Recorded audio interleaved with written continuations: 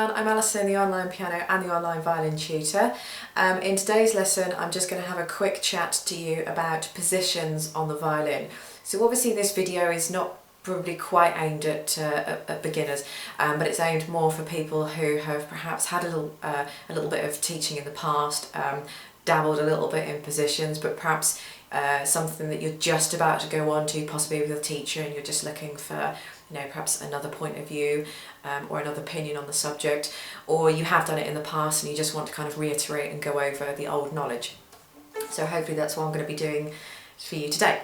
Positions basically on the violin. Okay, so I'm trying to angle myself so that you see the violin and me at the same time. Positions on the violin are just where the different positions that you're going to be putting your fingers. So if you started the violin already, you will probably be playing in first position. So it's called first position because it's the first position that your fingers can possibly go on the string. They can't go anywhere else. You can have your finger slightly back, but that's not a position. That's just dragging the note back to make it either a B flat or an E flat or something like that. So if you've started the violin and you're a beginner, you would have started in first position. Now very simply, that's first position. Second position would start where the second finger is. So what I would do is where the second finger is here, I would replace that with my first finger.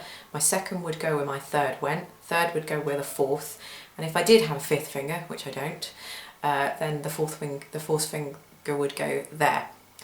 Third position would be where your third finger was. So this is first position. Third position would be where your third finger was in first position. So we would then jump all the way up to here and then put our fingers down, and that's third position. If I go back to first position again, fourth position is where the fourth finger would start. So I move everything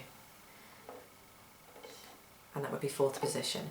Fifth position, if I did have another finger, fifth position would start here, roughly.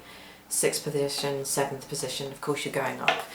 It's much easier to see visually up to fourth position because we have four fingers, we don't have any more.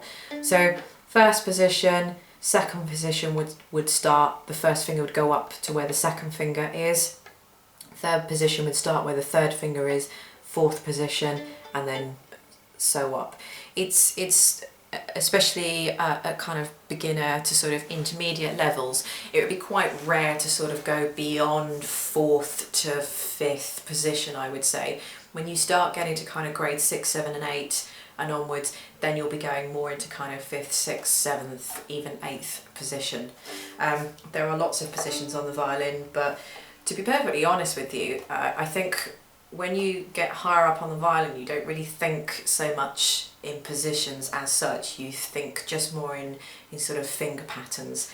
One last thing to remember is that the higher up the violin you go, the smaller the gap between the fingers. That's why playing in a high position is very difficult to do, because you'll quite often find that your fingers are very crunched up together, and that makes it very difficult. Not only that you're up higher as well, so you can lose quality of tone. So that means the bow has to work a lot harder and the fingers have to work a lot harder, and they have to be very accurate. So that's why playing up here is very difficult to do. But certainly at grade 1 and grade 2, roughly you'll be playing in first position, maybe dabbling with a little bit of second position, but probably not so much. Third position and onwards, I would then start to teach in third position because that's what you'll be using in the grades and upwards. But once you've actually learnt third position, which your teacher will go into with you, once you've actually learnt third position, I mean all the positions are pretty much exactly the same, and it's much easier to pick up the rest of the positions once you've learnt the concept of third position. So I'm hoping that video wasn't too confusing for you all, and if you do have any questions, leave them in the comment bar underneath, and I'll try and get back to you as soon as I can. But don't forget to check out my other videos, and I'll catch you next time.